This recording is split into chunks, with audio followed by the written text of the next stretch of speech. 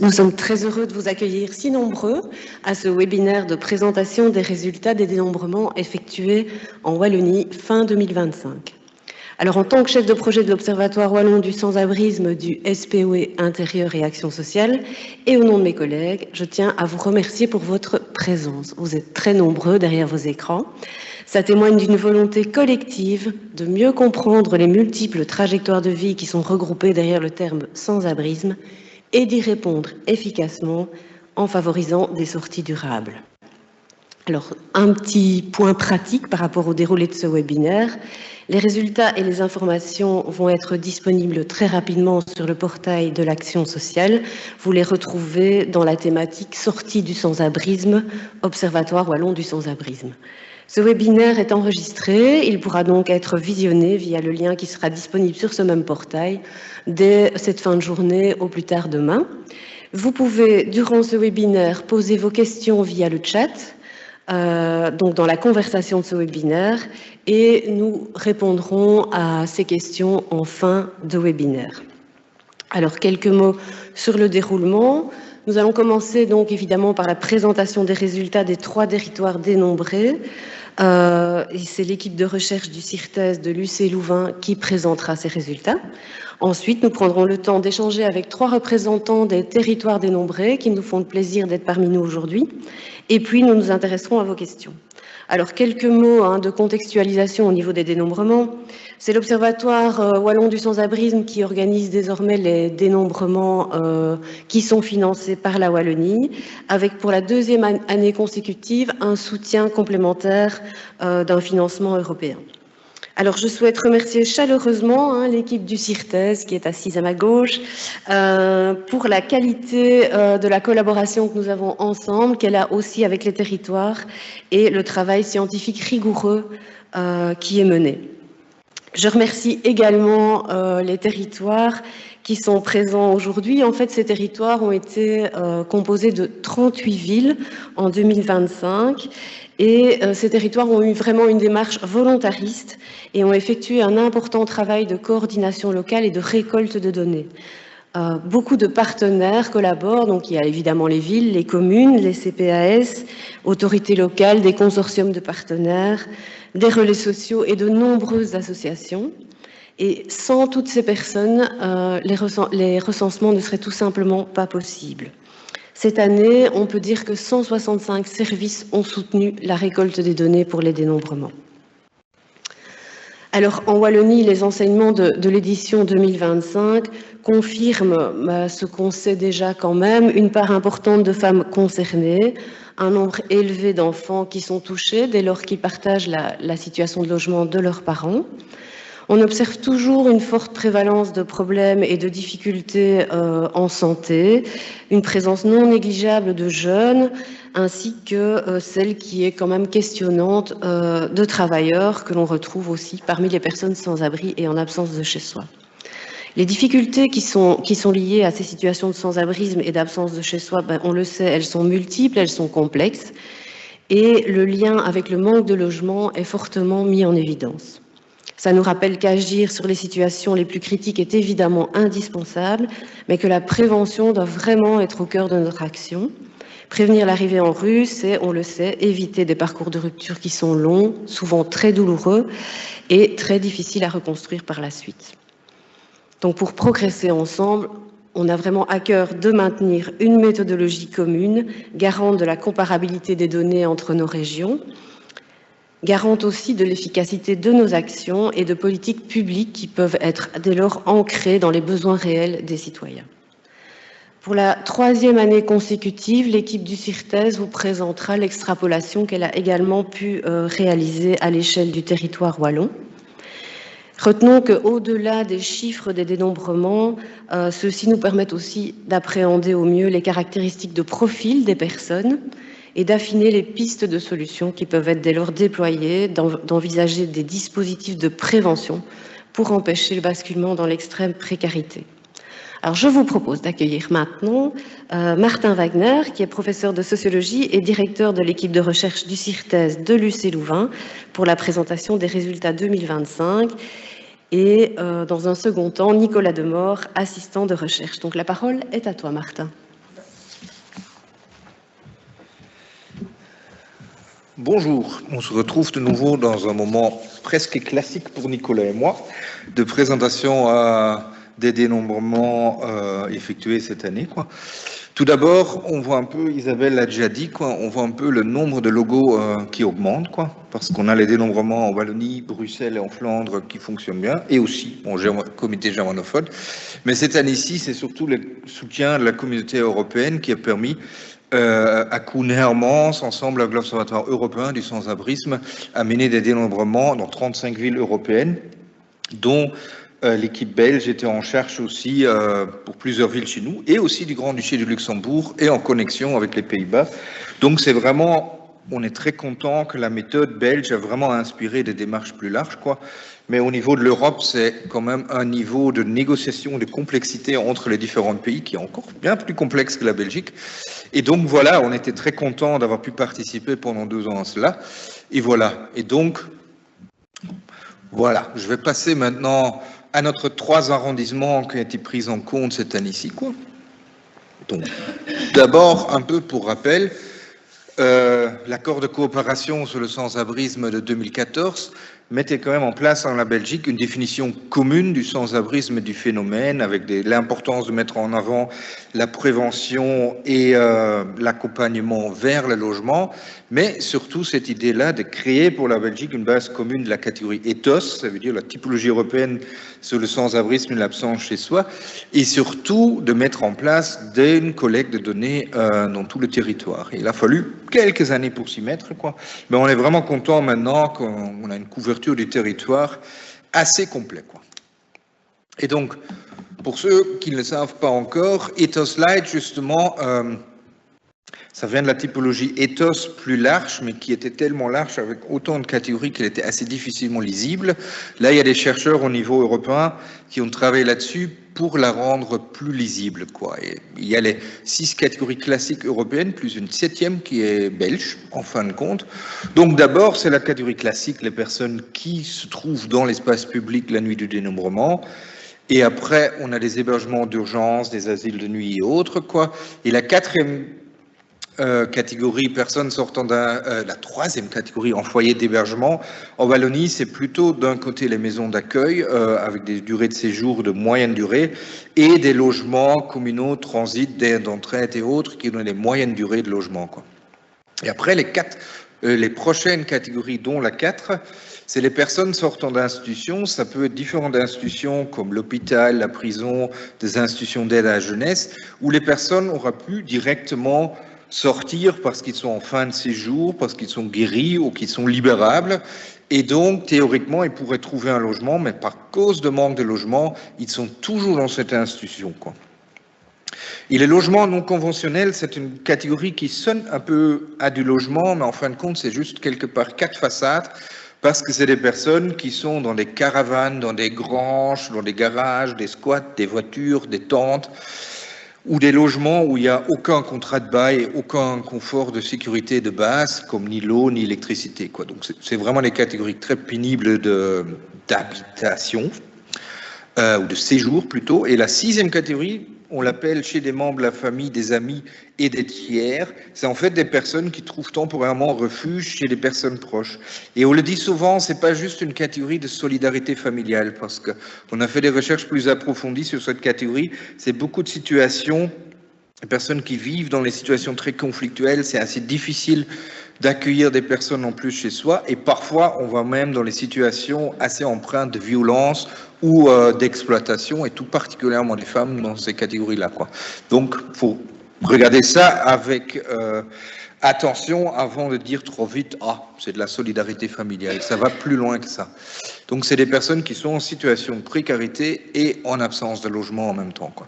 Et la 7e catégorie qui est spécifique à la Belgique, c'est la catégorie qui sont des personnes qui sont avec un risque immédiat d'expulsion de logement. Ça veut dire qu'ils ont dû déjà quitter le logement ou qu'ils doivent le quitter dans le mois, avec différents statuts, mais des statuts vraiment où c'est clair que les personnes ont perdu déjà leur logement et n'ont pas encore d'autres solutions, quoi. Donc, Isabelle l'a déjà dit aussi, on a travaillé avec plus de 160 services cette fois-ci. ou je pourrais le dire encore autrement, avec des milliers de travailleurs sociaux dans les différents territoires qui nous ont aidés à remplir ces questionnaires. Et pour nous, c'est vraiment essentiel d'aller au-delà du secteur classique de l'aide aux personnes sans abri et sans chez soi, en prenant en compte d'abord l'acteur central, le CPS dans les différentes communes, mais aussi des services de la mutuelle ou d'autres services d'aide sociale qui sont sur le territoire, comme les maisons médicales et autres, Et surtout, une des choses qui est pour les catégories sorties des institutions, il faut lier les contacts avec toutes les institutions pour qu'ils puissent remplir des questionnaires et voir si les personnes sont déjà libérables, soignées ou en fin de séjour, D'autres catégories, comme on contacte toujours la SNCB, le TEC, la police et autres, parce qu'ils ont connaissance soit des personnes sur le lieu de chemin de fer ou dans les gares ou stations de bus et autres, et la police connaît parfois aussi des personnes encore dans d'autres situations, Et ça dépend en fonction du dénombrement, la participation de cela, mais dans les grandes villes et dans les grandes gares, il est vraiment essentiel d'avoir les acteurs de la mobilité avec nous, Et après, ça va beaucoup plus large, sont tous les acteurs de logement, d'autres services sociaux, les comités de quartier, la Croix-Rouge, les bénévoles en termes d'accueil des migrants et autres. Et à chaque fois, on regarde toutes ces personnes qui travaillent dans les différents services, regardent les personnes qu'ils accueillent pour voir est-ce qu'ils sont dans une situation d'absence de logement momentanément, Donc, et le dénombrement, c'est toujours un processus d'une petite année, et on prend d'abord les contacts, on va voir les territoires, est-ce qu'ils sont d'accord, est-ce qu'il y a une motivation de travailler, est-ce qu'il y a suffisamment d'énergie, Et à chaque fois, c'est un peu pour nous, on demande beaucoup pour les territoires et surtout avec l'avènement des politiques sociales en ce moment, par exemple la surcharge de travail dans les CPS et au niveau des relais sociaux, d'autant plus cette année-ci, on doit dire des remerciements doubles et triples pour cet effort de travail dans une période qui n'était pas simple cette dernière année et avant pour les secteurs. Et donc, il y a une longue préparation avec des formations, des échanges pour faire un bon matching de la méthode du dénombrement avec les acteurs de terrain, Et donc, en octobre, il y a le grand jour du dénombrement. Et après, c'est les secteurs à 2-3 semaines pour envoyer les questionnaires. Et puis, ça commence le travail de l'équipe de recherche.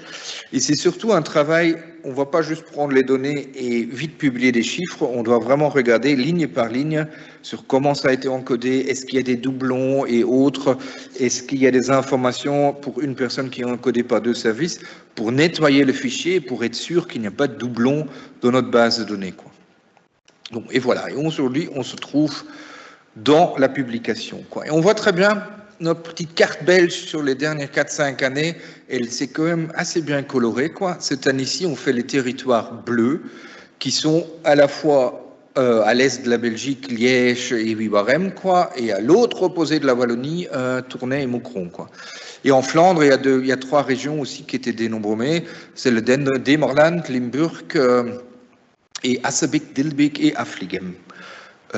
Et voilà.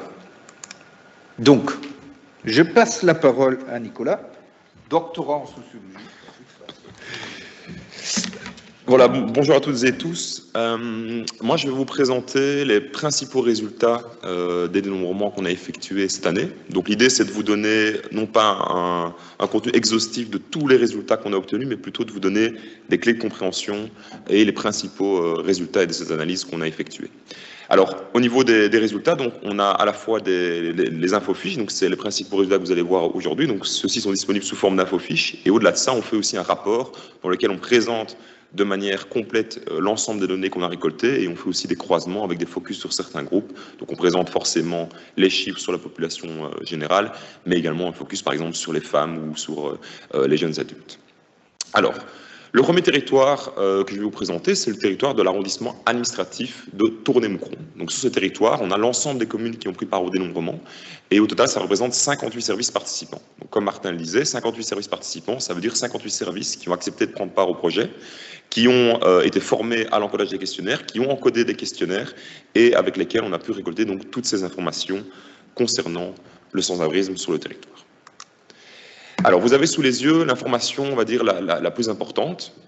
Donc c'est ce fameux tableau de la typologie Ethos Light. Alors comment est-ce qu'on peut lire ce tableau? On voit tout d'abord que les adultes, il y a 901 adultes qui ont été dénombrés. Donc ça veut dire qu'il y a 901 questionnaires qui ont été encodés et gardés pour l'analyse. On a fait tout ce travail de nettoyage avec notamment le recours à un identifiant anonyme. On arrive à avoir une estimation de 901 personnes sur le territoire de Tournai-Moucron. Alors ces 901 adultes, ils se retrouvent dans différentes situations de logement. On peut notamment voir, par exemple, que 30% d'entre eux, à peu près, séjournaient en foyer d'hébergement, donc c'est tout ce qui est logement de transit, maison d'accueil, structure temporaire, etc., etc. On voit également qu'à peu près 30% d'entre eux séjournaient chez des parents, des amis et des tiers par manque de solution de logement, mais également qu'en fait, l'ensemble des situations de sans-abrisme ou d'absence de chez soi sont représentées sur le territoire. Donc on a 54 personnes qui étaient dans l'espace public, 42 personnes en hébergement d'urgence, etc. Alors ça, ce chiffre concerne donc les adultes qui ont été dénombrés via les questionnaires. Le questionnaire, donc on prend forcément différentes questions, il permet également d'estimer le nombre d'enfants qui sont dans une situation de sans-abrisme ou d'absence de chez soi avec leurs parents. Donc c'est le chiffre de 340 que vous retrouvez dans le tableau. Donc on a dénombré 340 enfants en situation de sans-abrisme ou d'absence de chez soi avec leurs parents lors du dénombrement. Donc ça signifie bien que ce n'est pas 340 enfants en rue, c'est bien 340 enfants dans différentes situations de logement et dont on voit dans le tableau qu'ils se trouvaient principalement en foyer d'hébergement et chez des parents, des amis et des tiers. Donc voilà pour les principales informations sur la situation de logement. Alors comme je le disais, le questionnaire il permet d'aller un peu plus loin et d'avoir notamment, Isabelle le souligne également, le profil de toutes ces personnes. Donc ici, les informations que je vous présente ensuite concernent uniquement les 920 adultes, donc l'ensemble des personnes de 18 ans et plus qui ont été dénombrées. Alors il y a une petite spécificité aussi, donc on dénombre les personnes de 18 ans et plus et les mineurs de 16-17 ans si et seulement si ils vivent isolés, mais on y reviendra juste après par rapport au graphique sur l'âge. Alors au niveau du genre, on voit notamment que 37,1% des adultes qui ont été dénombrés sont des femmes. Donc ça c'est une récurrence aussi qu'on a en Wallonie. Sur l'ensemble des dénombrements qu'on a déjà effectués, on a à chaque fois à peu près un tiers des personnes dénombrées qui sont des femmes, donc ce qui montre à nouveau que la problématique, ce n'est pas uniquement une problématique masculine, mais notamment une problématique qui concerne aussi les femmes. Je le disais, dans le rapport, on fait un focus sur ces femmes qui sont dans des situations peut-être différentes, en tout cas proportionnellement par rapport aux hommes, et donc on fait vraiment un focus dans le rapport par rapport à ces femmes pour voir dans quelles situations de logement spécifiques elles se trouvent, quelles sont leurs problématiques de santé, quelles sont leurs trajectoires à peu près par rapport aux hommes. Au niveau de la composition de ménage, on voit qu'un peu plus de la moitié des personnes étaient isolées sans enfants, mais on voit quand même qu'on a des personnes qui sont soit en couple, soit isolées avec des enfants forcément. Au niveau de des catégories d'âge, alors l'une des informations, en tout cas il y a deux informations principales qu'on peut relever et qui concernent en fait la plupart des territoires sur lesquels on a déjà dénombré. Tout d'abord, c'est qu'on voit que l'ensemble des catégories d'âge sont représentées. On a des personnes qui ont 18-25 ans, 26-29 ans ou parfois 80 ans et plus. La deuxième information importante, c'est qu'on voit qu'il y a à peu près une personne sur 5 qui a entre 18 et 25 ans.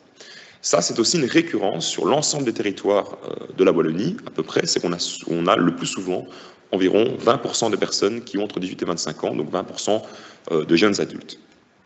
Alors je le disais, le chiffre de 16-17 ans, ça concerne des mineurs qui sont isolés, donc qui ne vivent pas avec leurs parents.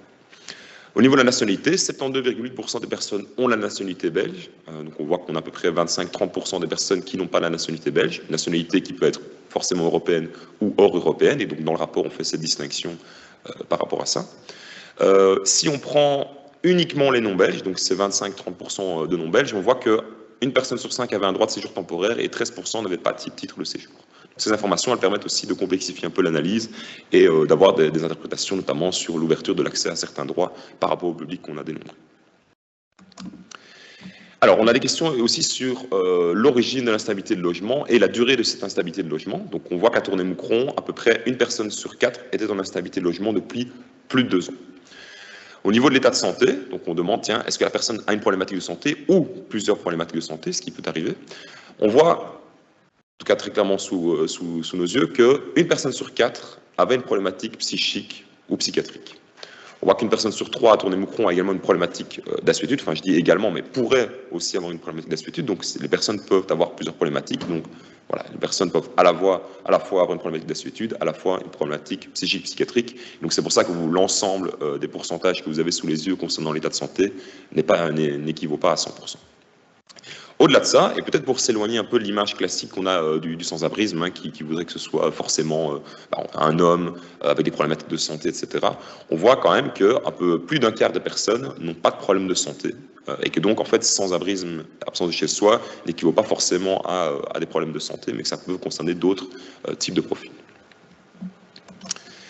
Alors, l'intérêt des données qu'on a récoltées, c'est qu'on peut les présenter de manière brute, comme ceci. Donc ici, vous avez eu les résultats des informations telles qu'on les a reçues via les questionnaires, mais on est capable aussi de croiser les données, et donc soit de créer des indicateurs, soit, je le disais, de pouvoir croiser ces informations. Lorsqu'on parle de sans-abrisme bas seuil, par exemple, c'est-à-dire qu'on va englober toutes les situations de logement les plus précaires, donc on prend toutes les personnes qui étaient dans l'espace public, en hébergement d'urgence et dans les formes les plus précaires de logement non conventionnel, à savoir les garages, squats, tentes et les voitures. Donc si on prend l'ensemble de ces personnes, ça représente à peu près 20% du total des personnes qu'on dénombre. Donc c'est un peu, on va dire, la forme la plus, je le disais, la plus précaire de sans-abrisme, d'absence de chez soi. Et donc ça signifie qu'en fait, l'autre côté, c'est qu'on a à peu près 80% des personnes qui ne sont pas dans ces formes plus précaires, mais qui sont quand même dans des situations qu'on peut rattacher au sans-abrisme ou à l'absence de chez soi. Au niveau du public cible Housing First, ça c'est un indicateur qu'on crée en prenant en compte à la fois les personnes qui sont en situation d'instabilité de logement depuis plus de 2 ans, et on va regarder celles qui ont une problématique d'assuétude ou une problématique psychique, psychiatrique, ou les deux, et ça va nous donner le nombre de personnes et la proportion de personnes qui pourraient, en tout cas qui rentrent dans les conditions des programmes Housing First. Et donc ça représente ici 154 personnes, donc c'est-à-dire 17,1% du total des personnes dénombrées. Donc ça montre à nouveau qu'effectivement le sans-abrisme et l'absence de chez soi, ça concerne ces situations qu'on peut rattacher à ces publics cibles, à ces programmes Housing First. Donc c'est formes très précaires, en tout cas des personnes les plus éloignées du logement, mais ça concerne aussi toute une autre partie du public dans d'autres situations de sans-abrisme ou d'absence de chez soi. On a aussi une information sur le passé en institution, donc on se demande, tiens, est-ce que les personnes qu'on dénombre ont déjà été en établissement psychiatrique, en institution d'aide à la jeunesse ou en prison? On voit par exemple qu'à Tournai-Moucron, 1 personne sur 5 a déjà été en établissement psychiatrique. Au niveau du passé de la jeunesse, c'est 8,4% et passé en prison, 16,2%. Alors l'intérêt avec ces questions, c'est que c'est des questions qui renvoient à des choses parfois du passé. En tout cas, c'est des informations qui sont peut-être plus difficiles à avoir par les travailleurs et les travailleuses qui encodent les questionnaires. Et donc, on a comme un taux de non-réponse qui est plutôt élevé par rapport aux autres questions. Alors, si on reprend donc le fameux tableau, on voit qu'on a dénombré 475 adultes sur le territoire de Ouiwarem et 188 enfants. Donc, parmi les adultes, on voit qu'ils séjournaient principalement 1 personne sur 5 en foyer d'hébergement et surtout plus d'un tiers chez des parents, des amis ou des tiers par manque de solution de logement. On voit que les enfants étaient principalement également en foyer d'hébergement et chez des parents, des amis et des tiers.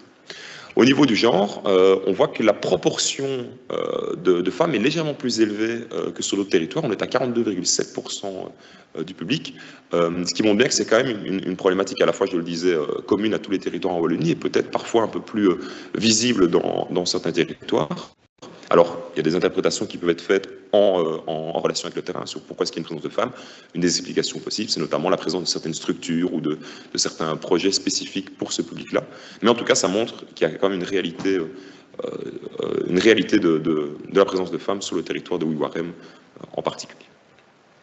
Au niveau de la composition de ménage, on est aussi sur un peu plus de la moitié des personnes qui sont isolées sans enfants, avec d'autres situations qui existent forcément. La composition par âge, vous voyez qu'on a aussi une répartition qui se rapproche de celle qu'on a pu observer à Tournai-Moucron et même sur d'autres territoires, avec l'ensemble des catégories d'âge qui sont représentées et 1 personne sur 5 qui a entre 18 et 25 ans, donc une présence aussi de jeunes adultes. Au niveau de la nationalité, 85,1% des personnes ont la nationalité belge, et parmi celles qui n'ont pas la nationalité belge, la plupart ont, en tout cas la majorité d'entre elles, enfin la plupart plutôt, ont un droit de séjour temporaire, avec un petit pourcentage qui n'a pas de titre de séjour.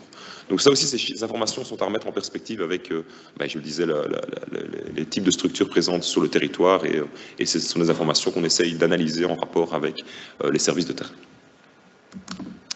Au niveau de la durée de sans-abrisme ou d'absence de chez soi, 1 personne sur 5 en instabilité depuis le logement depuis plus de 2 ans, et puis aussi une proportion quand même non négligeable, ce qui était aussi le cas à Tournai-Moucron et vous le verrez aussi à Liège, de personnes qui sont dénombrées comme étant en instabilité de logement depuis moins d'1 an. Donc ici, on a à peu près un peu plus de 40% des personnes qui étaient en instabilité de logement depuis depuis moins d'1 an. Donc voilà, à nouveau, des trajectoires qui sont intéressantes à analyser et qui nous éloignent peut-être aussi de cette figure classique, je le disais, du sans-abrisme. Hein, si on prend le vieux monsieur en rue avec des problématiques d'assuétude qui est en rue depuis de nombreuses années, ben voilà, on voit aussi que les problématiques, en fait, sont parfois très récentes.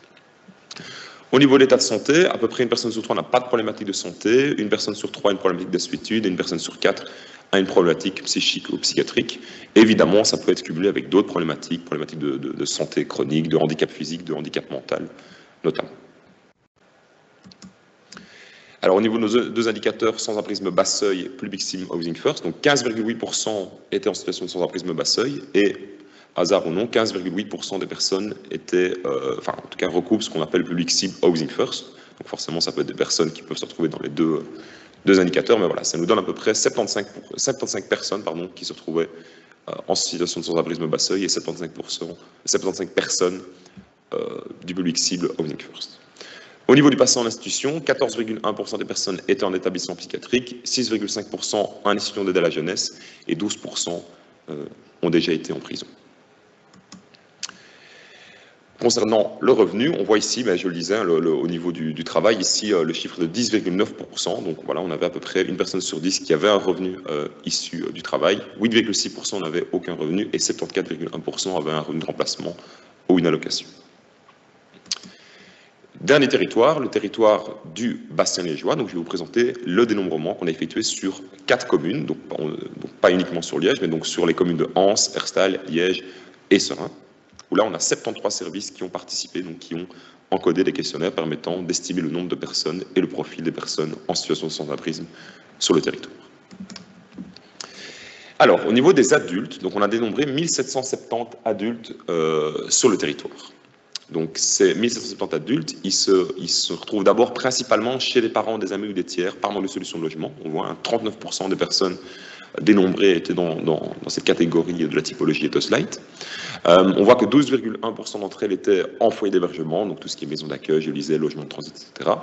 Et on voit qu'on avait 16% des personnes qui étaient dans l'espace public, ce qui représente une proportion un peu supérieure à ce qu'on trouve habituellement sur d'autres territoires, mais qui n'est pas non plus une explosion, ou en tout cas, il n'y a pas non plus une grande différence par rapport à d'autres territoires similaires. Au niveau des enfants, 390 enfants ont été dénombrés grâce à ces 1770 adultes et on voit qu'ils se retrouvent principalement à nouveau en foyer d'hébergement ou chez des parents, des amis ou des tiers, 43,1% et 39,7%. Lorsqu'on regarde l'information sur le genre, plus de surprise, vous connaissez la chanson désormais, on a à peu près un tiers de femmes dénombrées qui étaient en situation de sans-abrisme ou d'absence de cessation. La composition du ménage nous donne 72,9% de personnes isolées sans enfants, ce qui est un peu supérieur, on l'a vu, par rapport à d'autres territoires, mais avec quand même une représentation de personnes qui étaient en couple avec enfants, en couple sans enfants, isolées avec enfants. Au niveau de la composition d'âge, on voit aussi qu'on a 20% de 18-25 ans et l'ensemble des catégories d'âge qui sont représentées. Au niveau de la nationalité, 67,6% ont la nationalité belge, et parmi les non-belges, 14,7% ont un droit de séjour temporaire, et 35% n'ont pas de titre de séjour. Donc évidemment, ces informations sont à remettre ensemble, et notamment par rapport aussi à l'accès aux revenus, comme on le verra par après. Au niveau de l'origine de la durée d'instabilité de logement, 29,9% des personnes sont en instabilité de logement depuis plus de 2 ans. Et par rapport à l'état de santé, on voit qu'on a à nouveau un tiers des personnes qui n'ont pas de problématique de santé, 27,1% qui ont une problématique d'assuétude et 17,2% qui ont une problématique psychique, psychiatrique. Donc on voit qu'on est quand même encore sensiblement dans les mêmes tendances. Aux indicateurs, on a 32,8% qui étaient en situation de sans-abrisme bas seuil, donc je rappelle qu'ils concernent uniquement les situations de logement, on va dire les plus précaires, et 15,8% des personnes qui constituaient le public cible Housing First. Passé en institution, 14,5% en établissement psychiatrique, 6,6% en institution d'aide à la jeunesse, ce qui représente aussi à nouveau tendance classique dans le dénombrement, et 19,2% avaient déjà été en prison par le passé. Alors, pour terminer sur le revenu et sur la présentation des principaux résultats, donc on voit qu'on a 22,9% des personnes qui n'ont aucun revenu, 5,1% qui ont un revenu de travail et 68% qui ont un revenu de remplacement ou une allocation. Alors, pour conclure, et avant de repasser la main à Martin concernant les extrapolations, on peut résumer en tout cas les principales informations qui ont été présentées ici, c'est qu'on voit bien que sur les trois territoires, les trois territoires suivent, on va dire, les tendances qu'on a déjà observées lors des autres années, avec chacun des spécificités peut-être sur certains aspects, que ce soit sur les situations de logement, que ce soit sur le genre des personnes dénombrées, que ce soit sur le revenu, etc.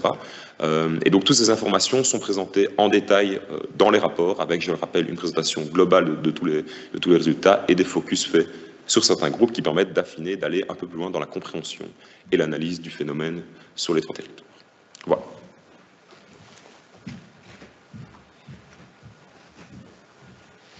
Donc, on revient un peu à notre carte sur le dénombrement. On voit d'un côté, il y a encore des zones grises là comme ça, mais de l'autre côté, on peut dire on a déjà dénombré dans 141 communes de la Wallonie. Et surtout, si on regarde les villes de plus de 50 000 habitants, on a dénombré plus de 90%, quoi. Et voir toutes les très grandes villes, on a dénombré. C'est surtout les territoires, pour nous, c'est essentiel, c'est les territoires où il y a des relais sociaux en phase de construction où on a été dénombré. Et pour nous, les chercheurs, c'était vraiment essentiel d'avoir la participation et les territoires. Mais pour les prochaines années, on doit aller aussi dans les territoires où il n'y a pas de structure de coordination, quoi. Et où il y a finalement, c'est une bonne partie de territoire un peu interne de manière géographique, mais on voit aussi en Wallonie, tout spécifiquement comparé à la Flandre, il y a beaucoup d'habitants qui vivent dans les petites, voire très petites communes, en dessous de 15 000 ou de 30 000 habitants, quoi. Et là, justement, on avait vu dans les dénombrements, surtout au Luxembourg, mais aussi des régions de Verviers ou dans les arrondissements autour des villes Charleroi, Namur, les autres années, que la part du sans-abrisme rural est assez important, rural ou petite commune, et c'est assez bien confirmé aussi dans les territoires Tournai-Moucron et Wivarem cette année-ci, quoi.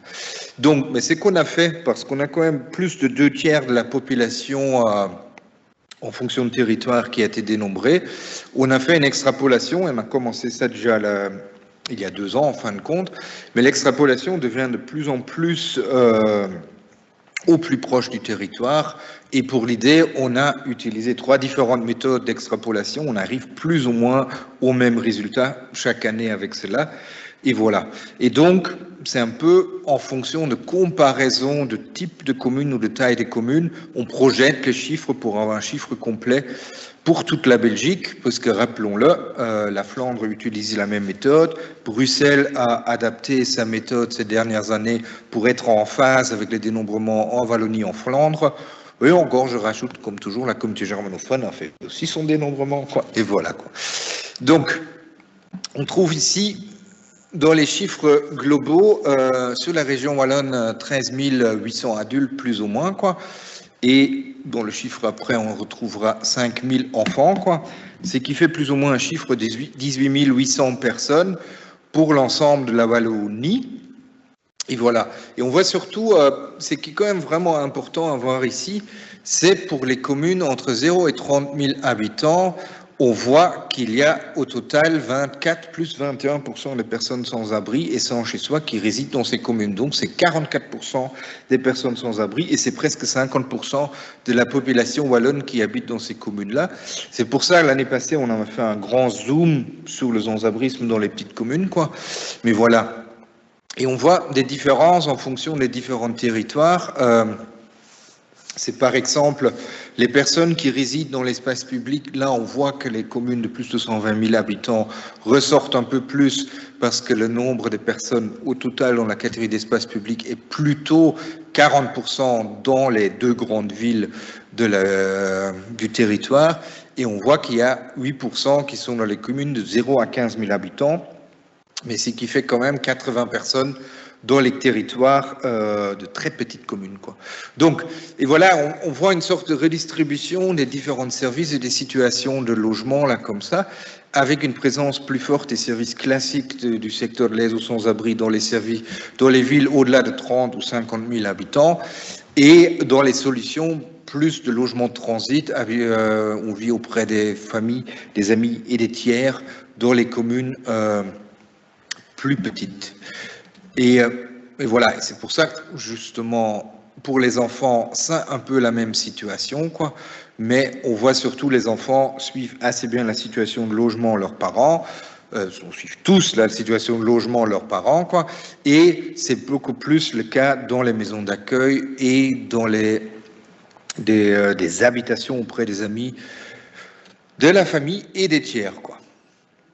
Donc, et pour passer un peu ce grand chiffre-là comme ça, parce que c'est d'ailleurs toujours un chiffre qui est toujours en première affiche dans toute la presse ce matin, le grand chiffre du grand nombre, mais ce qui est beaucoup plus important que le grand nombre en soi, c'est de regarder les situations derrière, par territoire, qu'est-ce qui se passe, qui sont le nombre de personnes, comment est-ce que les chiffres ont évolué, quelle est la taille des services qui sont présents, est-ce qu'il y a de plus ou moins de personnes dans les catégories hors service ou plus invisibles du sans-abrisme. Et là, c'est vraiment intéressant de regarder chaque ville en soi. Et voilà. Donc, c'est qu'il y a une chose, on a fait à Tournai pour la deuxième fois un dénombrement et on a fait aussi à la ville de Liège pour la deuxième fois un dénombrement. On présente aujourd'hui que les chiffres pour la commune de Tournai parce que dans la ville de Liège, si vous vous rappelez bien, il y a 5 ans, c'était juste quelques jours avant, on a décrété le deuxième confinement, quoi, et c'était tout particulièrement pas possible de faire un dénombrement dans les conditions propres à cela. Et donc, on s'est dit que c'est impossible de comparer les chiffres parce qu'en fait, l'effet de comparaison n'est pas possible. Et donc, on est vraiment content que Liège a pu faire un vrai dénombrement dans les bonnes conditions, cette fois-ci avec l'implication de tous les acteurs du territoire. Et voilà, pour ça, on passe maintenant au dénombrement de Tournai, qui a fait aussi la deuxième édition, quoi. Donc, une première chose, là, comme ça, mon collègue Koenermans le dit aussi à chaque fois, une augmentation de chiffres, ça ne veut pas dire qu'il y a une mauvaise action sur le terrain qui ont parti et autre chose, mais il faut vraiment mettre ça en mesure de ce qui s'est passé, et c'est pas une évaluation de l'action des opérateurs de terrain, mais il faut voir toute la complexité. Est-ce qu'il y a des nouvelles types de populations qui sont arrivées? Est-ce qu'on a bien rendu compte d'un problème ou pas? Et voilà. Donc, pour les regarder, on a en 2022, on avait 408 adultes sur la commune de Tournai, et il y a eu une augmentation de 15% dans la ville de Tournai, pour arriver à 469 adultes, quoi. Et si vous voyez sur le tableau à droite, il faut faire un peu attention sur la lecture parce que Nicolas, Josepha et moi, on a projeté deux différentes informations à la fois. Les lignes sont basées sur le nombre total des personnes, mais on a rajouté les pourcentages par catégorie pour avoir une lecture un peu double, à la fois proportionnelle en termes de pourcentage par catégorie selon l'année et en termes de nombre total aussi, quoi. Et ce qu'on voit d'abord, il y a l'hébergement d'urgence et les maisons d'accueil qui sont restés relativement stables parce qu'il n'y avait pas de changement de maisons d'accueil sur le terrain, et on revoit une petite augmentation des personnes qui sont dans l'espace public, mais on voit surtout que l'augmentation constatée dans la ville, c'est surtout les personnes qui logent temporairement auprès des amis, des familles, des tiers. Et quand on regarde sur le tableau en bas à gauche, entre 2022 et 2025, sur quelles catégories ont augmenté, on voit surtout une augmentation du côté des femmes, et des femmes qui sont de nationalité belge, et aussi des personnes dans le secteur de sans-abrisme bas seuil, quoi. Ça veut dire justement, de l'autre côté, en fait, il y avait moins d'enfants directement concernés. Bon, 2 enfants moins concernés, quoi.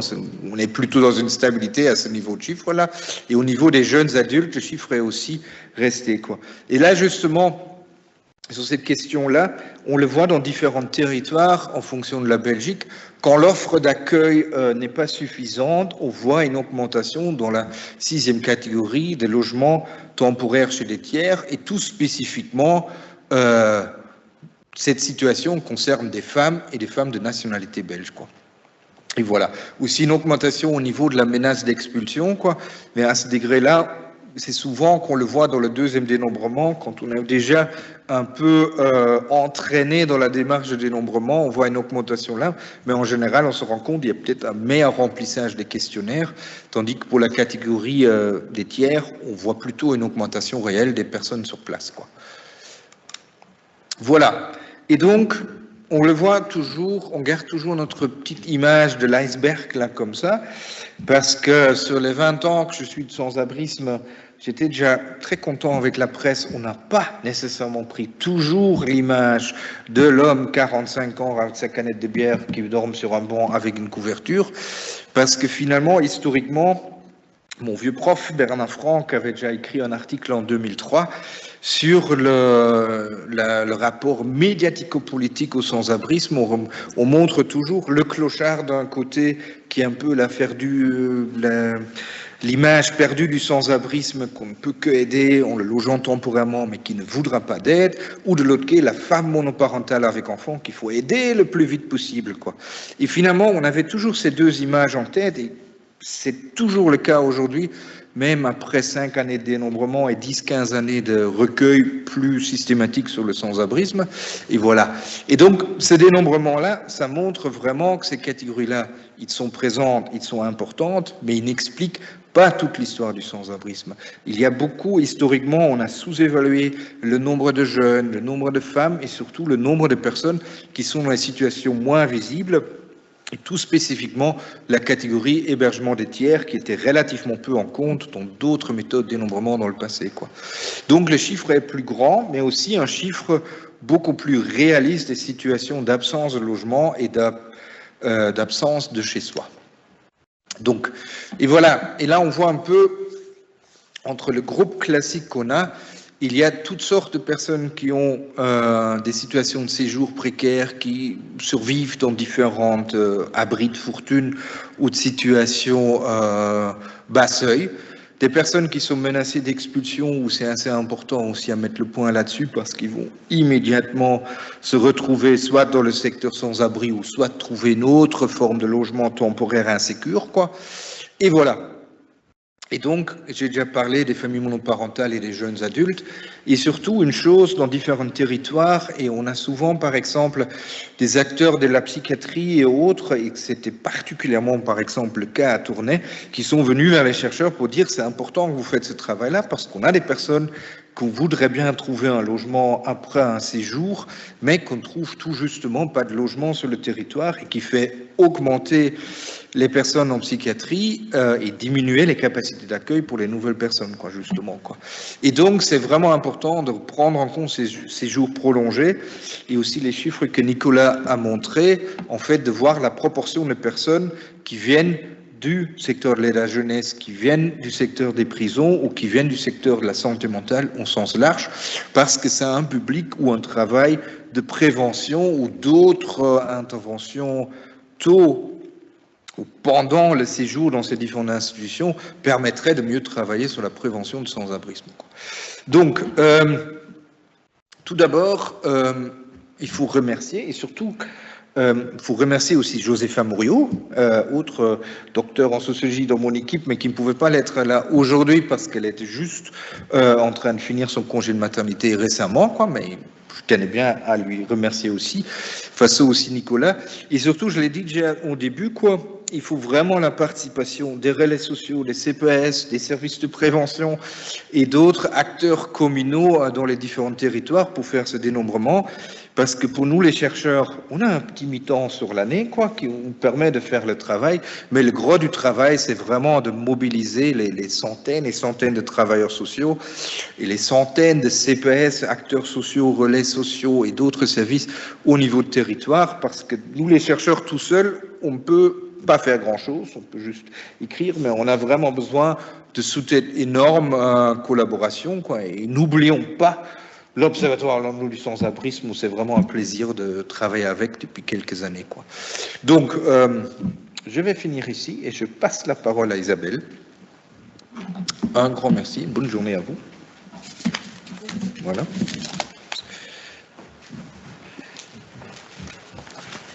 Merci Martin. Le micro ne fonctionne pas. Si, ça fonctionne. Donc, on voit effectivement déjà des éléments qui, pour ceux qui nous suivent en ligne, peuvent vraiment interpeller ou susciter des questionnements. Donc, n'hésitez pas à poser vos questions dans le chat. Mais avant de nous intéresser à vos réactions, nous accueillons maintenant les représentants des 3 territoires dénombrés à qui je vais laisser la parole. Donc, j'ai le plaisir de vous présenter dans l'ordre Barbara Coupé pour l'arrondissement de Tournai-Moucron, Arnaud Jacquinet pour le relais social urbain de Liège et Madame Mireille D'Alessandro qui représente l'arrondissement de Ouy-Ouarem pour le service prévention de la ville de Ouy. Voilà, Barbara, peut-être je te cède la parole en première réaction. Merci. Ben voilà, bonjour à tous. Face à ces résultats, évidemment, le relais social est quand même assez interpellé par les 232 personnes dénombrées dans les 10 petites communes. Ça veut dire que pour nous, voilà, c'est vraiment le focus aussi sur la précarité rurale chez les tiers. Donc les personnes dénombrées qui se trouvent en situation de sans-abrisme et de sans-chissoirisme chez des tiers. Les 18-25 ans, qui reste quand même un chiffre aussi interpellant. L'augmentation des femmes, puisqu'on atteint quand même les 37%. Et l'augmentation des personnes en situation, enfin au niveau de l'expulsion, en menace d'expulsion. Donc, les assuétudes, mais ça, on avait déjà un chiffre aussi interpellant au dénombrement précédent, mais on voit quand même que sur Tournai, il y a une augmentation de 9%. C'est vraiment, enfin voilà, des chiffres sur lesquels on va évidemment faire un focus.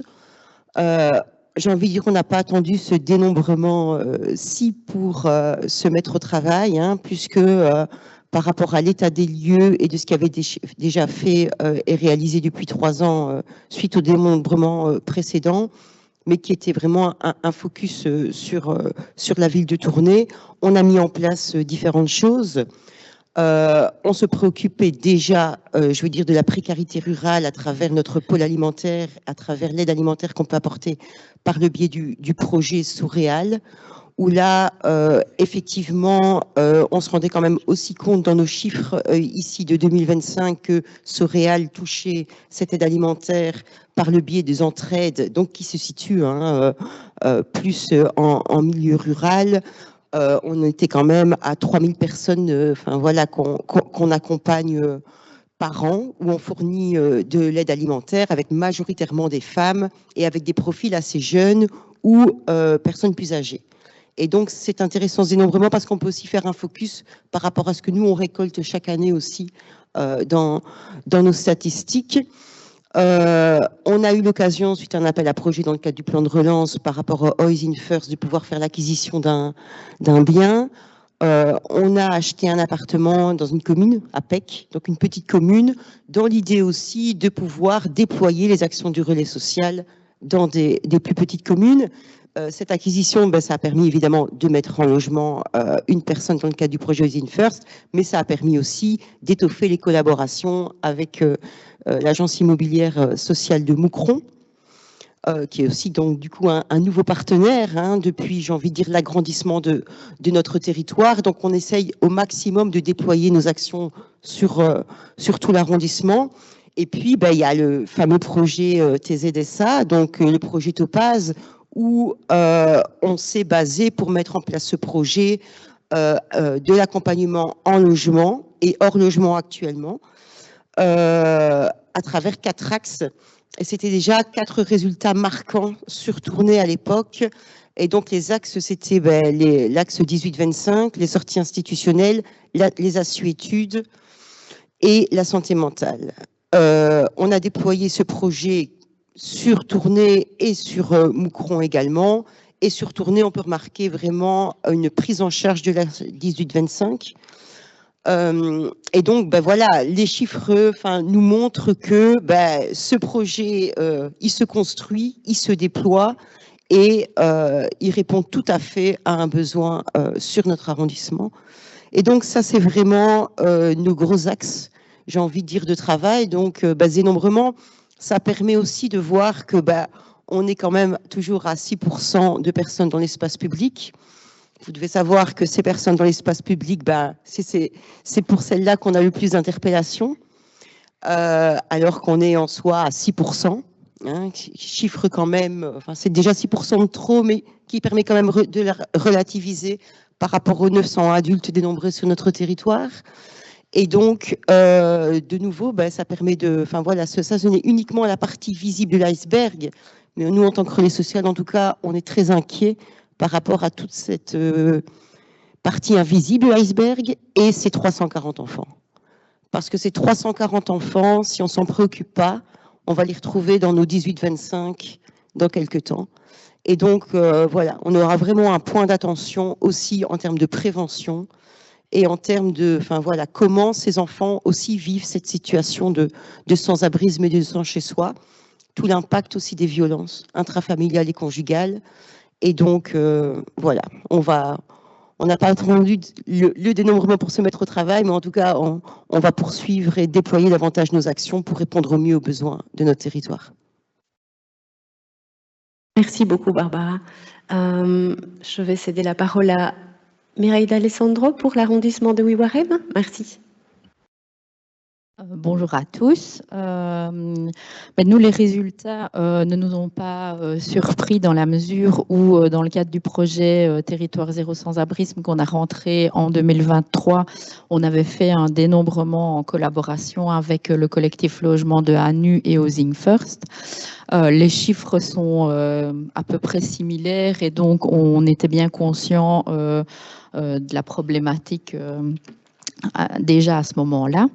Il faut relever qu'un élément essentiel sur Wiwarem, c'est la proportion de femmes qui est dans une situation de sans-abrisme, mal logement. On peut l'expliquer parce que sur Wiwarem, on a quand même pas mal de services et qui ont participé au dénombrement, qui prennent en considération la problématique et les vulnérabilités de ce public plus précis. On doit continuer, bien entendu, à renforcer ces services et à les soutenir. Un élément qui est quand même positif, c'est qu'on a très peu de femmes qui se retrouvent dans l'espace public, donc ça, c'est quand même à souligner. On a aussi la particularité d'un territoire qui est en partie rural et des pôles urbains, mais plus petits. Ce qu'on peut constater, c'est que via le projet Territoire zéro sans-abri, on a mis en place un partenariat avec Maillage, qui est la conférence des élus Wiwarem, ce qui nous a permis non seulement de pouvoir développer une aide qui permettait d'aller dans les recoins les plus retirés où les situations sont souvent invisibilisées et donc automatiquement elles arrivent assez tard dans le système et où on est déjà dans des situations très précaires et très vulnérables. Ça, on l'a mis en place avec notre outil Solimob, qui va à la rencontre des usagers plutôt que d'attendre qu'ils viennent à notre rencontre et qui permet d'aider les services sociaux dans les plus petites communes qui sont pas toujours fort nombreuses. Voilà. Donc ce service est très positif. Ça permet de mettre en place des collaborations qui sont pas toujours existantes et qui ne coulent pas toujours de source à la base. Dans le cadre de ce projet, on a pu réaliser le dénombrement parce que comme on est dans des rares territoires où il n'y a pas de relais social, il a fallu s'organiser et c'est grâce de nouveau à la supracommunalité et à Maillage qu'on a pu motiver les troupes, motiver les services. Il y a quand même 34 services qui ont participé, donc ça c'est quand même quelque chose à souligner qui est très positif. Maintenant, comme dit la représentante de Tournai, on n'a pas attendu le dénombrement pour mettre en place des actions et l'appel à projet Territoire zéro sans-abri nous a permis de mettre en place des projets, notamment le Solimob qui va dans les coins les plus reculés, mais on a aussi mis en place tout un pôle santé avec un comptoir d'échange de seringues. On est quand même le seul comptoir entre Namur et Liège. Donc, ça draine une population quand même assez, des usagers importants. On met en place des dépistages divers et variés pour toutes les personnes qui fréquentent le comptoir d'échange de seringues, mais aussi celles qui ne le fréquentent pas et qui ont une problématique autre. On a développé des outils de sensibilisation, notamment le Soliact, qu'on a développé avec le CLPS et maillage, encore une fois. Heureusement qu'on a la supracommunalité et pour essayer de combler le manque d'un relais social, on a mis en place une plateforme précarité qui, à l'heure actuelle, joue un peu ce rôle de coordination et qui nous permet de rassembler les acteurs de tout WIWAREM pour pouvoir réfléchir à des solutions et essayer de mutualiser les services, les solutions, et donc tout ça n'est pas possible si on n'a pas la supracommunalité, parce que comme le nom l'indique, les sans-abri ou les personnes qui sont en situation de problématique de logement, qui trouvent des solutions ou précaires ou chez des amis, ou voyagent sur tout l'arrondissement WIWAREM, et donc sans coordination, on n'arrive pas à mettre en place des choses qui sont efficaces et efficientes. Donc, on espère qu'à un moment, les projets, ils sont là, ils existent et ils sont mis en place, ils fonctionnent. Ce qu'on a besoin maintenant, c'est d'avoir un soutien vraiment structurel de toutes ces démarches et de toutes ces initiatives, parce que souvent, on était scellés un peu dans notre coin et voilà. Bravo pour toutes ces actions et merci. Arnaud ? Oui, bonjour à toutes et tous. Comme on l'a dit, globalement, il faut une certaine volonté pour faire un dénombrement, et c'est avec une volonté partenariale forte que le relais social s'est engagé dans le processus. Effectivement, il nous fallait actualiser, objectiver la situation. Le dernier dénombrement, comme il a été dit, ayant eu lieu dans un contexte tout particulier de la crise sanitaire de la Covid-19 en 2020. Je ne vais pas aborder en détail les résultats, parce que c'est vrai que nous, on n'a pas encore non plus le rapport complet et qu'on attend ce rapport pour le travailler davantage. Pour répondre à cette question peut-être d'étonnement, je dirais non de toute façon. Le relais social, en qualité d'observatoire de la très grande précarité, procède à une évaluation continuée du phénomène du sans-abrisme en effectuant un recueil régulier de données auprès de l'ensemble de ses partenaires. Et finalement, les résultats corroborent les observations de terrain rapportées régulièrement par nos partenaires. Par contre, le dénombrement, il va permettre d'affiner ce recueil, de répondre à certains questionnements en partenariat. En exemple, la présence d'un public jeune, les problématiques récurrentes et prégnantes en termes de santé mentale ou d'assuétude. Donc, comme je l'ai dit, objectiver la situation, c'est essentiel afin d'adapter finalement nos réponses collectives à notre réalité locale, à notre territoire. Apporter une réponse et des réponses, parce qu'il y a de multiples profils, comme on l'a dit, donc il faut de multiples réponses. Apporter des réponses structurelles pour répondre aux besoins multiples et peu ou non rencontrés du public cible. Et alors pour ce faire, le relais social développe des projets partenariaux qui s'adaptent aux besoins des usagers et de ses partenaires. Et ces derniers permettent à ce public particulièrement vulnérable de quitter des situations d'urgence afin d'accéder, d'entamer un parcours vers l'insertion et in fine, on l'espère en tout cas, et on y participe à endiguer le phénomène du sans-abrisme. En réponse à cette responsabilité collective, ces projets sont soutenus par une dynamique partenariale forte. Ils envisagent et développe des voies multiples de rétablissement. Le logement, forcément, mais pas que, parce qu'on sait que les réponses doivent être multiples. Il tente vers un accompagnement individualisé, adapté presque sur mesure des usagers. Ici, c'est la tendance à travers les nombreux projets portés. C'est celle-là, un accompagnement individualisé pour répondre à la complexité des situations de vie des personnes. Pour ce dénombrement, réalisé donc sur les 4 communes de Liège, il faut vraiment relever le nombre important de partenaires ayant participé, 73. En tout cas, c'est réjouissant et ça témoigne de l'intérêt de l'ensemble des partenaires du relais porté à la problématique et à la démarche, en tout cas constructive, qui est derrière ce dénombrement. Et donc c'est l'occasion aussi de remercier l'ensemble des acteurs institutionnels, tant du secteur public que du secteur privé, et l'ensemble de ces travailleurs qui sont très nombreux à s'être impliqués dans le processus. Alors pour terminer, le dénombrement, c'est pas une fin en soi. Il a un élément supplémentaire, complémentaire, important pour Liège, pour continuer de mener une réflexion plus large avec l'ensemble de ses partenaires. Et très concrètement, par exemple, ces résultats seront abordés lors d'une prochaine réunion partenariale, un comité de concertation, qui va permettre davantage de questionner ces données complémentaires.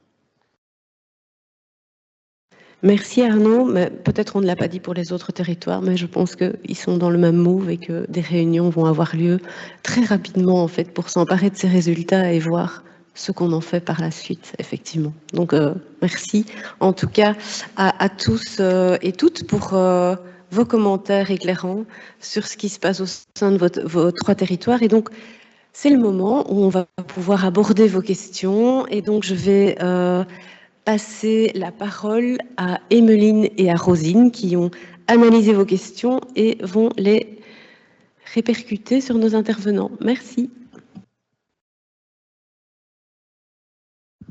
Bonjour à toutes et à tous, merci pour vos questions. La première est pour les chercheurs. Donc, nous avons pu lire dans la presse que le nombre de personnes en situation de sans-abrisme est dorénavant de 18 000 en Wallonie. Comment est-il possible d'interpréter ce chiffre? Est-il similaire à d'autres pays au sein de l'Union européenne?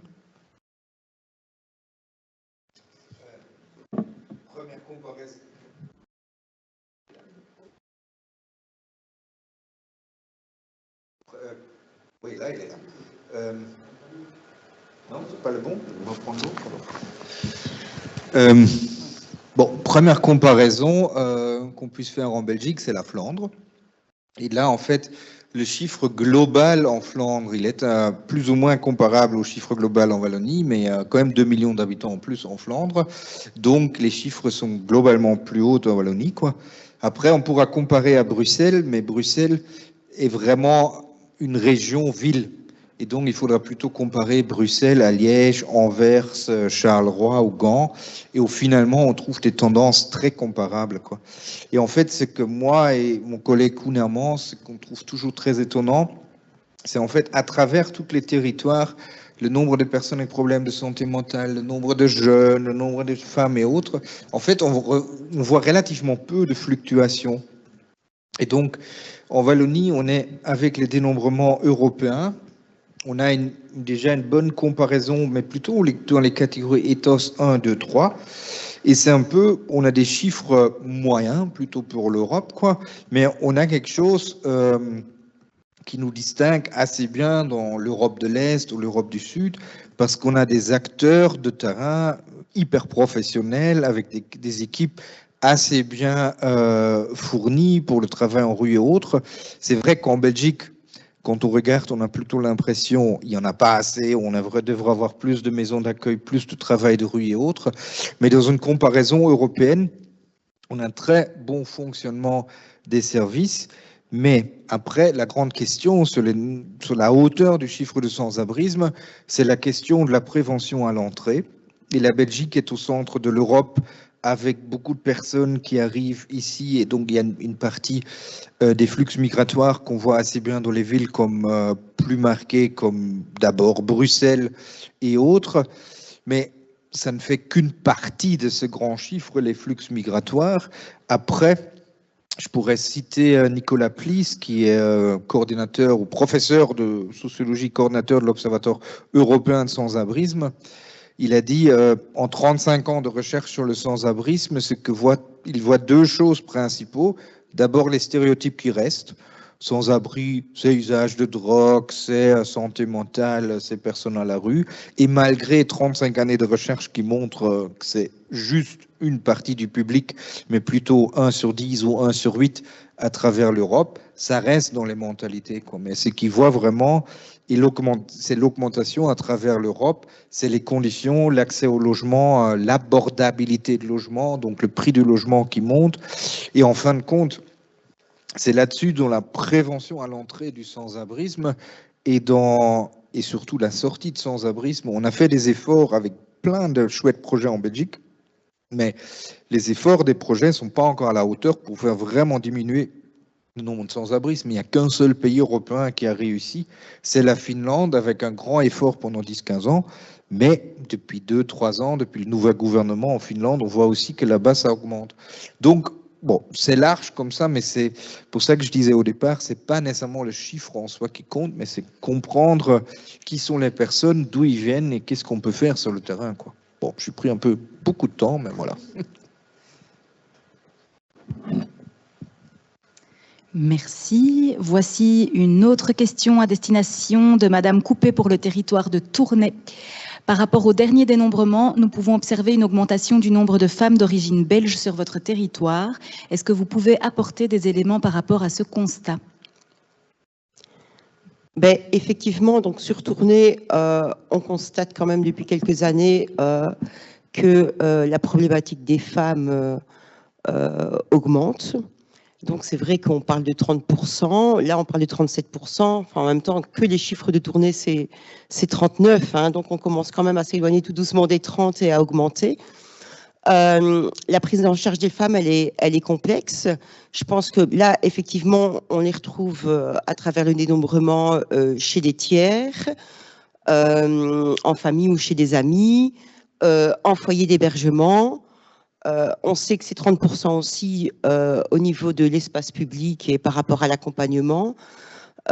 Donc, il y a vraiment tout profil, j'ai envie de dire, chez la femme qu'on accompagne. Donc, effectivement, on en retrouve en rue pour les 30%, mais on en retrouve quand même beaucoup en maison d'accueil et dans toute cette, j'ai envie de dire, cette sans-abrisme invisible. Et par rapport à nous, tout ce qui est le pôle alimentaire et donc déjà les missions qu'on développe au niveau de la précarité rurale, là, on est à 50% de femmes. Et beaucoup de femmes solo ou familles monoparentales avec enfants. Et donc, effectivement, je n'ai pas de surprise par rapport à ces chiffres, parce qu'on s'attendait, enfin voilà, on voit bien qu'il y a une augmentation des femmes, mais enfin, qui se trouve aussi surtout dans un sans-abrisme invisible, quoi. Donc, il n'y a pas de surprise par rapport à cet élément. Merci Madame Coupé pour ces éléments de réponse. Une question pour Madame D'Alessandro pour le territoire de Wiwarem. Donc, comme vous l'avez dit, vous avez réalisé un dénombrement sans avoir de relais social sur votre territoire. Quels seraient vos conseils pour un territoire qui souhaiterait justement effectuer ce même exercice de dénombrement dans un contexte similaire? Alors, sans l'appel à projet territoire zéro sans-abrisme, je pense qu'on aurait beaucoup plus de difficultés, que d'emblée la supracommunalité nous a permis de pouvoir vraiment mettre en place quelque chose de construit. Via la conférence des élus, on a pu mettre en place une plateforme précarité qui a rassemblé tous les acteurs sociaux de tous les territoires et donc de pouvoir les motiver à participer massivement au dénombrement. Maintenant, ça souligne aussi une volonté des différents bourgmestres du territoire de s'inscrire d'avoir des chiffres clairs sur la situation. Ça ne nous a pas empêché de continuer à faire des demandes pour relancer la faisabilité d'un relais social sur le territoire Wiwarem. On est en attente on a fait une demande de subvention facultative pour pouvoir continuer à envisager de le mettre en place. Et En attendant, on fonctionne via la plateforme précarité qui fonctionne via maillage et qui nous permet de pouvoir continuer à travailler et coordonner les différents services sociaux de l'ensemble du territoire Wiwarem.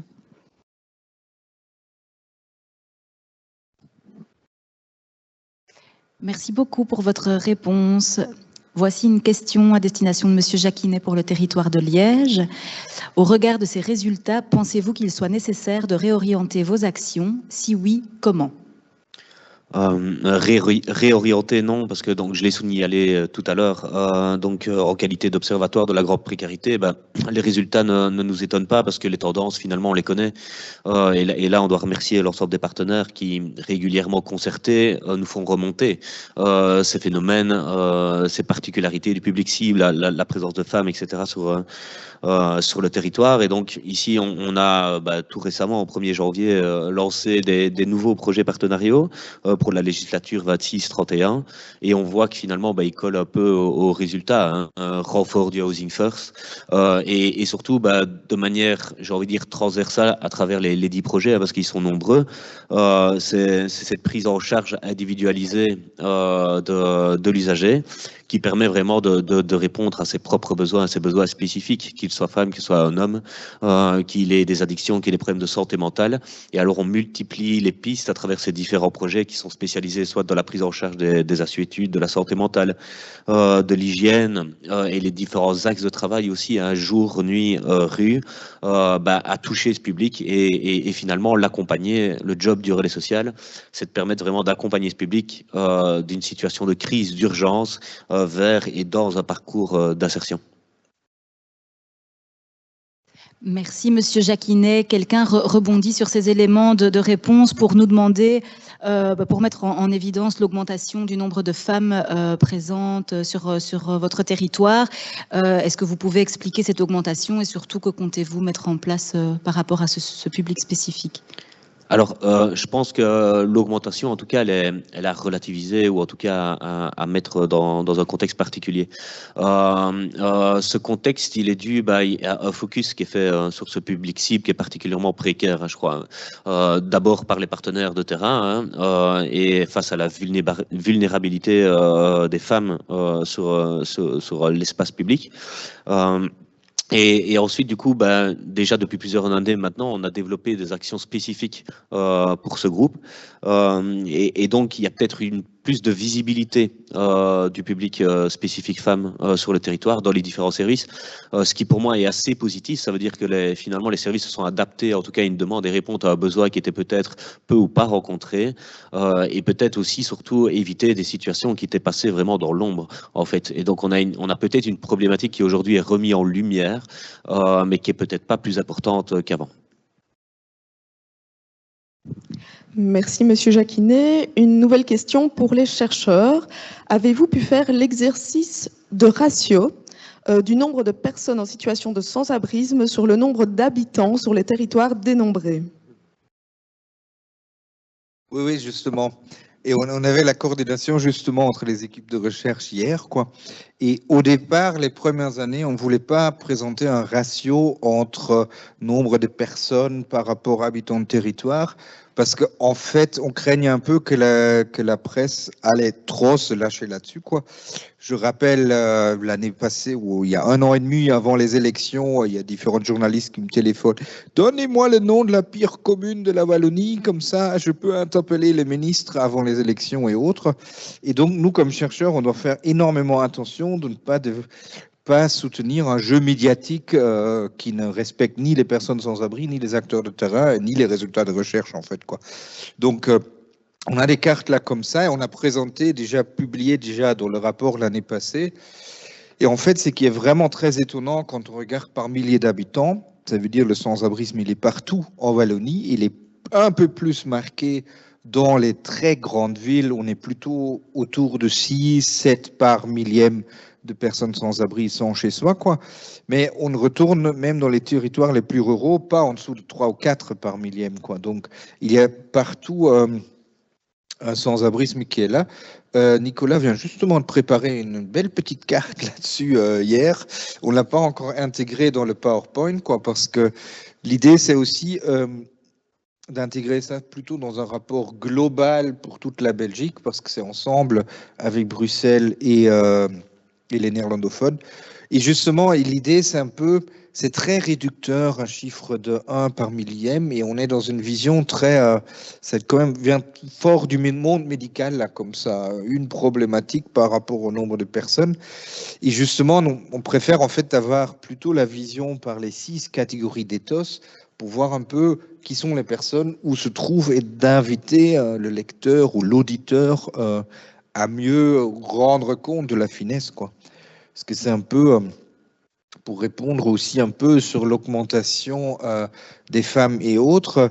On voit quand même depuis le Covid, il y avait un certain pic de divorce, une augmentation des divorces, on voit une augmentation de la pauvreté.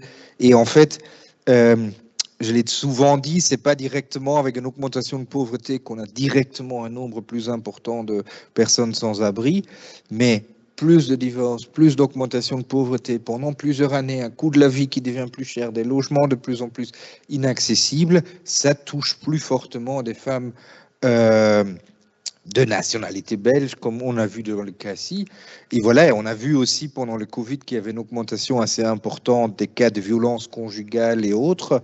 Et tout ça, on ne peut pas faire le lien direct, mais je constate juste en 4-5 années, c'est justement ce profil-là qui augmente le plus, qui justement est plus touché violence, pauvreté, non-accès au logement, quoi.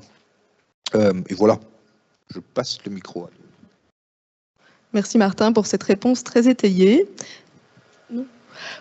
Pour la dernière question, je vais proposer à chaque intervenant de pouvoir apporter ces éléments de réponse. Donc la question est la suivante. Quelle serait la solution la plus adéquate pour lutter contre le sans-abrisme ?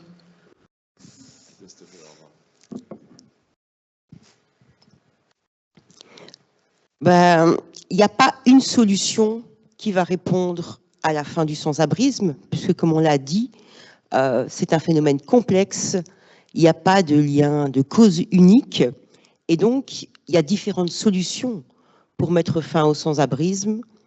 Il y a de la prévention, dans d'autres secteurs, dans le secteur de la santé, dans le secteur de l'enseignement. Il y a des financements pour l'aide à la jeunesse, pour la petite enfance, comme je le disais tout à l'heure, pour éviter que ces 340 enfants dénombrés ne soient repris dans quelques années dans nos jeunes 18-25. Du logement, enfin de l'accessibilité au logement en fait.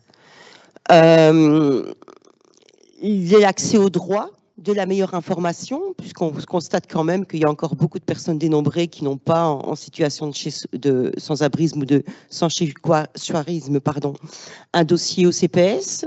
Et donc ça, c'est très, très interpellant en termes aussi de l'accessibilité des services et l'accessibilité aux droits. Et donc, voilà, c'est des solutions parmi tant d'autres, mais je vais laisser alors mes collègues des autres territoires en proposer davantage.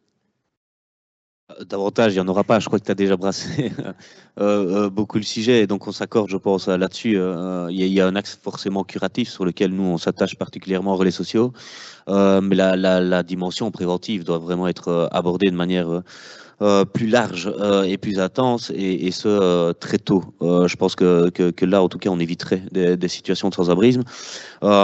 Et puis, pour relativiser ça aussi, je pense que les situations de sans-abrisme, vu qu'elles sont nombreuses, multiples et variées, on aura toujours des accidents de vie, mais il faut vraiment que ces passages de sans-abrisme soient vraiment très temporaires.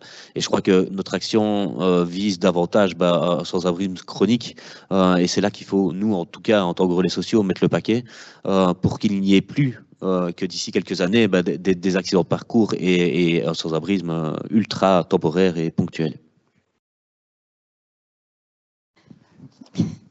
En ce qui me concerne, moi, comme je vais dire, on À la base, moi, je suis responsable d'un service communal, donc c'est vrai qu'on n'avait pas cette vision, je reviens encore sur le supracommunal, mais ce que je trouve qu'on a bien réussi, en tout cas pour notre part, et qui me dit qu'on devrait s'orienter dans cette option, et dont on n'a pas encore parlé, c'est le concept de case management, parce que je trouve que ça nous a permis de pouvoir globaliser les différents services, en tout cas pour notre part, qui étaient les plans de cohésion sociale, le plan stratégique, l'accueil de jour et le territoire zéro sans-abri. Et via le case manager, on a pu mettre en place des suivis individualisés, mais qui permettaient d'agir de manière vraiment globale sur la situation individuelle. Et ça, je crois que c'est quelque chose qu'il ne faut absolument pas perdre et continuer, même dans la prévention, de pouvoir mettre tout ce système et toute cette vision et prise en charge des besoins de manière globale et pas, enfin, globale mais individualisée à la situation de chaque individu pour pouvoir continuer à lutter contre cette problématique en fait.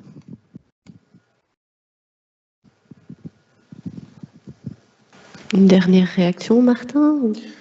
Ouais, mais qu'est-ce qu'on peut dire encore comme chercheur en plus, quoi. Mais c'est tous les ingrédients qui font là-dessus, et je peux citer un peu Céline Nieuwenhuis de la Fédération de services sociaux qui parle beaucoup du concept de la robustesse. C'est en fait, on le remarque quand je suis quand même pas mal sur le terrain entre les CPS, les acteurs associatifs et autres, et en fait, c'est l'impression d'avoir le nez sur le guidon et on doit fonctionner et avancer et autres, avec beaucoup de budgets qui ont été mis en doute, pas clairs et autres. Et donc, le concept de la robustesse, c'est se dire c'est les acteurs ont quelques marches en plus pour faire le petit travail en plus, quoi, pour être à l'aise dans leur métier, quoi.